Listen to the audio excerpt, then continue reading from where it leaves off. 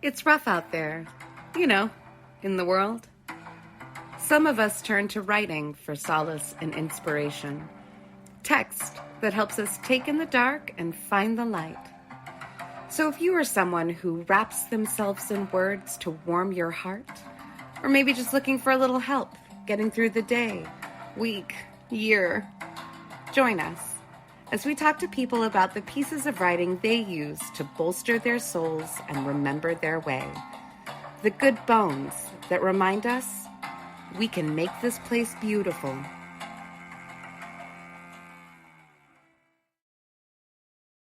Hello, and welcome to the Finding Good Bones podcast. I am your host, Kate. I am your other host, Amy. And we are here together to talk with you. I guess talk at you, not with you, dear listener. But we are here to talk about the pieces of writing that help us sit with the dark and still look for the light. Yeah. So that's what we're doing here today. Amy, what are you reading? I am still reading The Future by Naomi. Wait, hold on. That sounded very ominous. No. It is ominous, but yeah. I'm trying to think of the woman's name, Naomi something. She's the one who wrote Naomi Power. Alderman. Yeah. Thank you. And it is a little bit ominous. It's a little bit apocalyptic, but not. It's hard to explain. You should just go read it. I mean, trust me, I will. I'm probably just waiting for it to come out in paperback because these days I'm trending towards paperback as opposed to hardcover.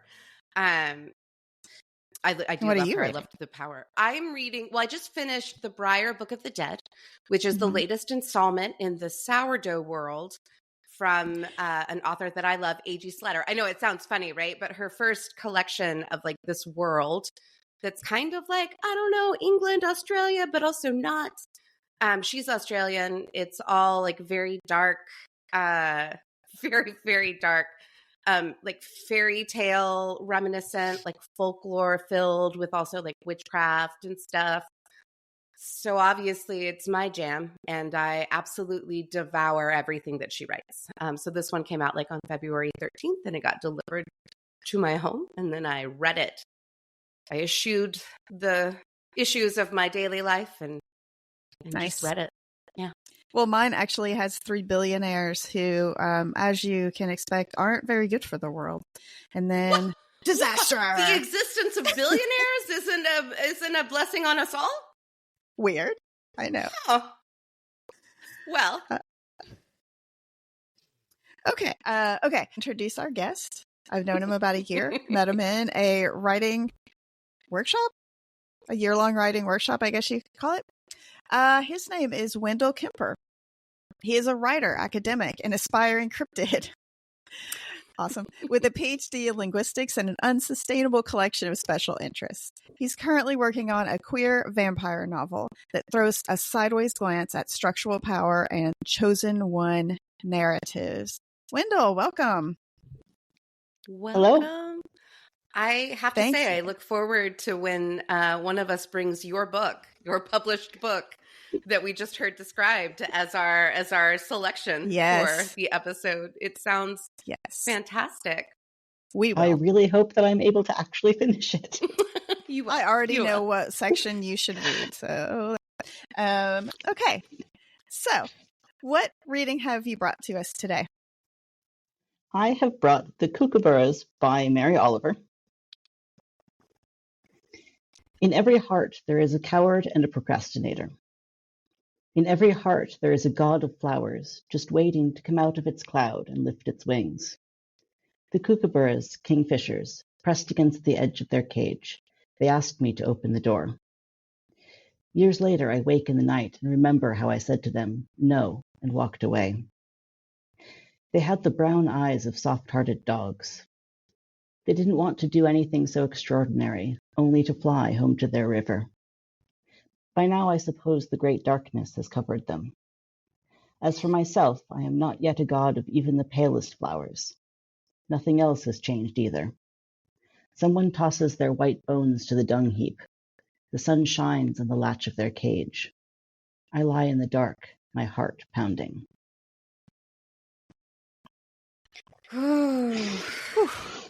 Yeah.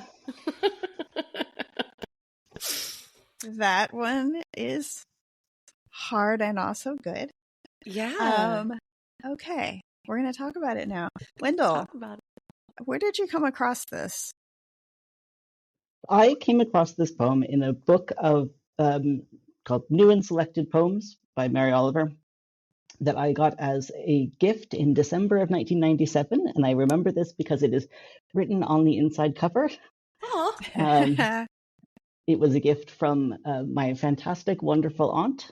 Everybody should have a gay aunt who sends them gay poetry. Yes.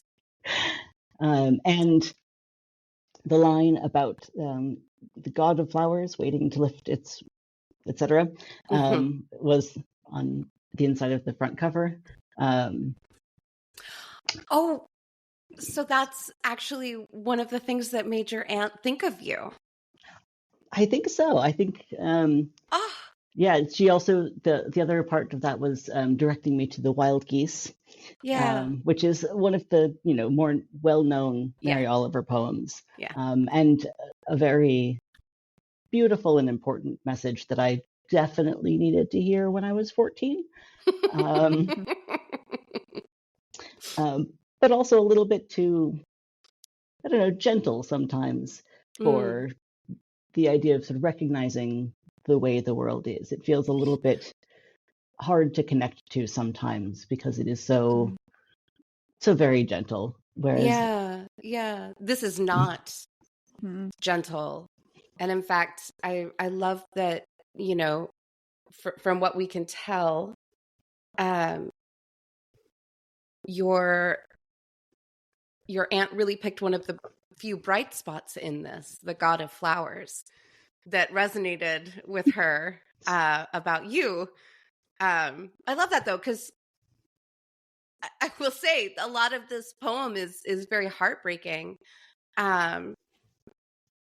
But it also at the same time feels so full of potential. This very much, I think that for me, this poem, the bright spot isn't necessarily something that is, but something that can be, or maybe will be someday.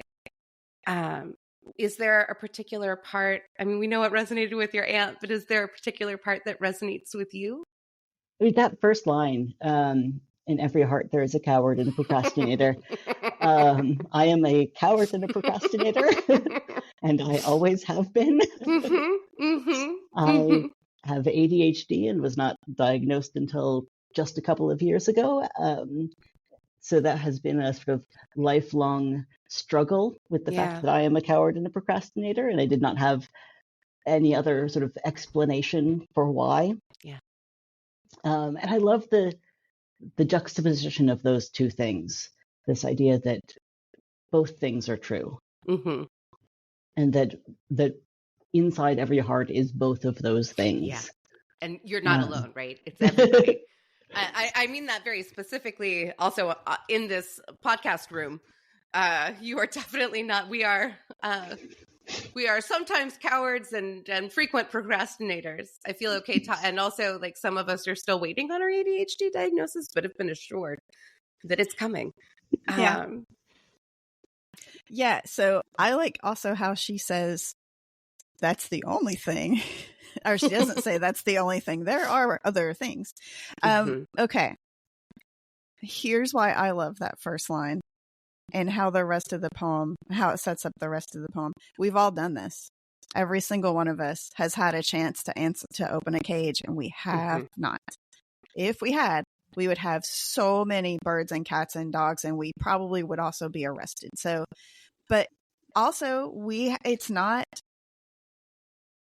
the reason why we haven't opened a cage doesn't necessarily mean because we're afraid of what might happen to us if we do. It's that we just can't make ourselves do that. We are being a coward and a procrastinator in that moment. Does that ring true, Wendell? Yeah, I think one of the things that sort of first captured, in addition to that first line, which is just like, hello, yes, it me.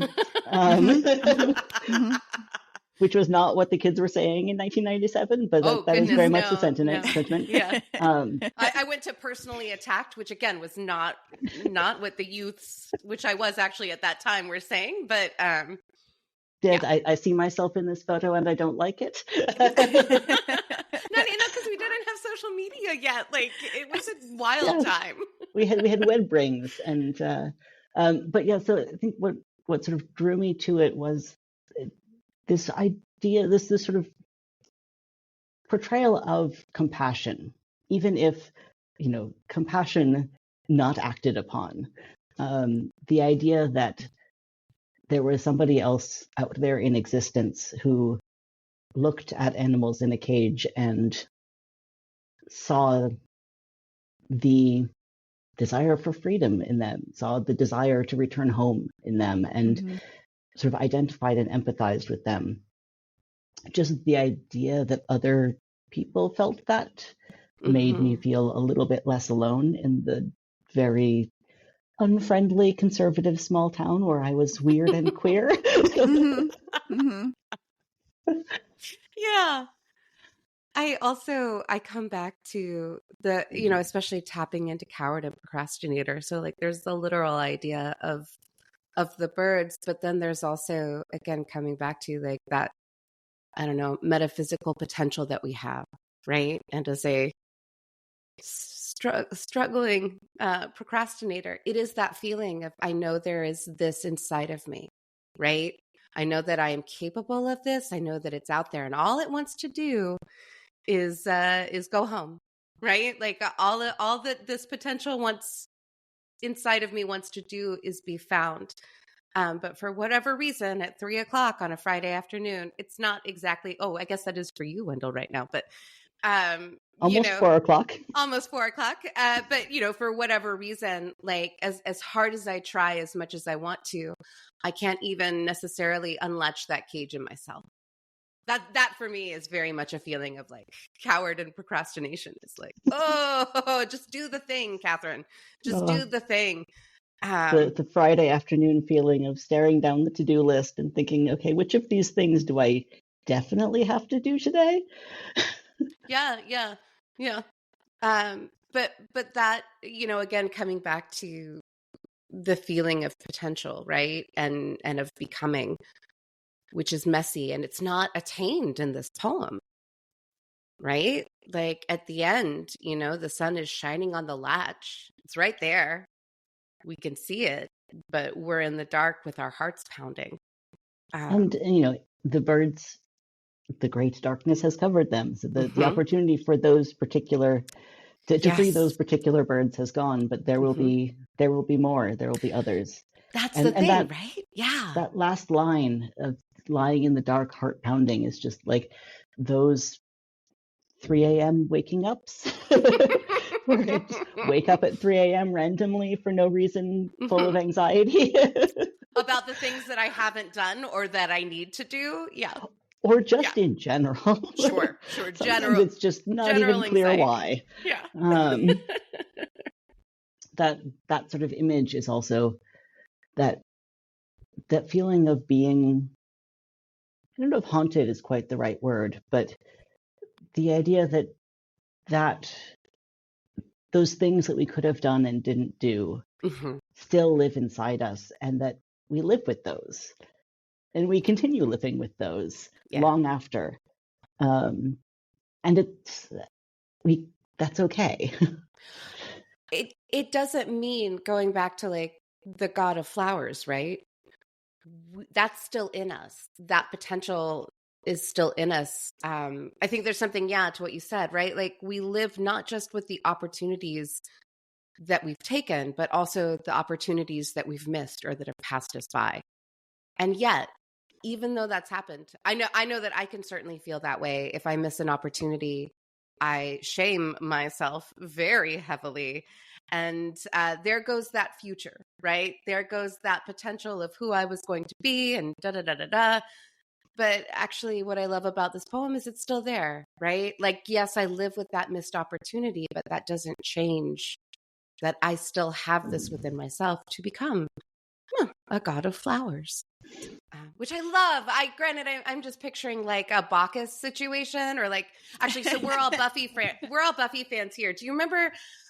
I'm trying to remember which episode they end with the trio dressed as like Roman gods with the flower.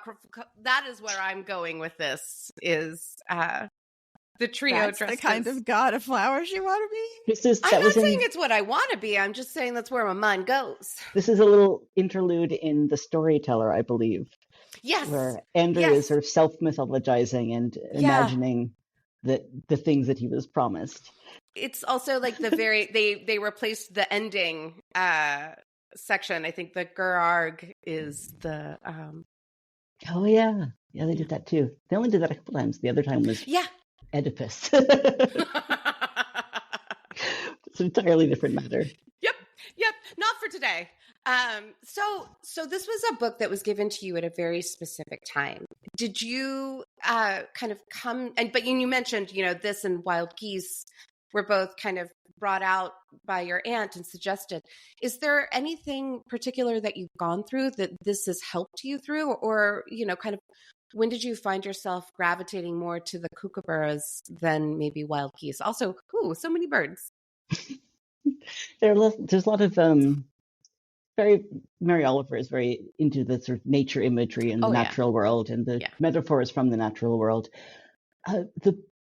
This was one of the two books that lived in my backpack in rotation through high school. It was this one and the collected works of Edna St. Vincent Millay. Oh. And bless your heart if you were in a little conservative town. Bless your I say that living in Texas. Bless your heart. Where did you even get those books at that time? In a tiny from your town. aunt. Where did they come from? I had a gay aunt who sent me gay poetry. The Edna St. Vincent Millay I found on my own, and I think I got from Barnes and Noble or somewhere like that. Yeah. But I think so. One of the things that it got me through was just existing in high school, but also just this one I chose in particular because it's kind of getting me through right now. Ooh. Because there is so much happening right now that is awful and terrible and involves just a scale and magnitude of human suffering that we have constant exposure to through the little things that live in our pockets. And there are so many cages that I want to open that I can't. Yeah. And so it feels very grounding to live, to just sort of dwell in this idea that this is a sort of an ongoing state, that we live with that pounding heart, and we continue to live with that pounding heart, and we can move through that and still exist in the world. Yeah. That's beautiful. It's also really hard.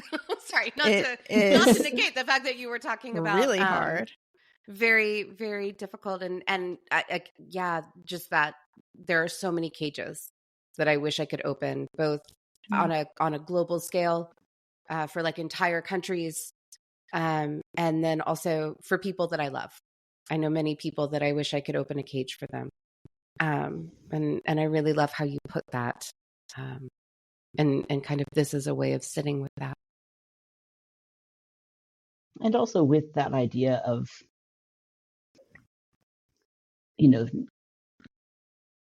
there is the person inside me that wants to open that cage. And that exists alongside the coward and procrastinator. There's the person inside you that can and has opened that cage, right? And they sit next to that also, sometimes coward and procrastinator. Yeah, and I just this idea of the god of flowers inside every heart has always reminded me a little of the concept of Buddha nature, which is kind of like the exact opposite of original sin. Just this idea that every one of us is the way it's sort of sometimes described as a diamond covered in shit. Mm-hmm. That we are all, there is something fundamental to our very existence and nature that is good and positive and beautiful. Yeah. And that the reason that we see so much in the world that is not humans being good and positive and beautiful is because of that other part, because of the sort of all of the like bullshit that we're surrounded by and covered with. Yeah. But that fundamentally what we are is good. And it's the work of uncovering our goodness as opposed to the work of creating our goodness. It lives there. It's just a matter of finding it, of perhaps unlocking that cage. Dear listener, you can't see my face, but I made one. A good it was one. silly. Yeah, silly one. So, are you coming to this poem like every day now? Is it on your mind all the time right now? As things, I mean, things are always bad in the world, but as things are super bad right now, is this there for you? The last line is what is pretty much every day in my head. Mm-hmm. Every time I sort of sit there and feel that my own heart is pounding. Yeah. And, going back to the Buffy talk, when I think about if I was a vampire, I would really miss that grounding sense of having a pounding heart. Yeah. Wow. That feels like a connection to being alive, is that, and being human and alive is that sort of pounding heart. I love it. I think it's also funny that you brought up wild geese, because just about every day I tell myself, you do not have to be good. Usually when I'm failing at something, you do not have to be good because I do think, wild geese is a gentler telling of it, but it is still that idea. Like you do not, there is worth, there's value inside, right? It's not created, it's not determined by the absence of something or by the presence of something. We are just innately worthy. But yeah, I love that you repeat the last line of that poem, and then pretty much daily I'm like, you do not have to be good. Well, I think this is a podcast. Yes, we it did. is. Yeah. We've done it. Yeah. Wendell, thank you so much. Thank you for having me. Oh, this is amazing. Yeah, we've done a good I know thing that here. you're calling yourself a coward, but cowards can't have conversations like that. I mean, we all are, but we also aren't. Like, that was such a brave conversation to have. Yeah. Thank you. Yeah. Cowards do what I do and ignore emails for a really long time. No, that's the procrastinator. Same. Both. It's absolutely both. No, I know. It's the avoidance. Shh. Anyway. The coward avoids the emails that are scary. And then the procrastinator just can't manage to do the ones that are straightforward. Oh, that's beautiful. I will be thinking about that all day as I try to answer my emails. Yep. As I feel the weekend encroaching when I will have to answer those and absolutely do not want to. Okay, I think we have some house cleaning to do before this ends. I'm trying to remember what order we go in, Kate. Oh, yeah. Well, so I think, ideally, dear listener, what we hope to close our podcast on in the future are answering requests that people send us for recommended selections for what we might term good bones, although that just sounds weird and a little sexy. So I really want to find a different way of saying that. But basically, we've got a place on our website where you can write in and request a selection of text from Amy and I that maybe, if you're looking for something, if you're in a particular situation, or you just are looking for maybe a new author or something like that, there's a place where you can go to our website there's a place on our website that you can go to and fill out a form and tell us a little bit of information about yourself. And then we will someday close this podcast by giving people those selections. Not today, though. Not today. So I think we're really at an end. Which is super bad because Wendell would come with such good suggestions. We're going to have to bring you back on and be like, what are your suggestions? Here are the problems this person has given us. How do we find something for Here's them? who they're into. Who else should they find? Yeah. But we procrastinators and cowards are in our hearts. So not today. Yeah. But thank you very much. We hope you join us next time as we go finding good bones.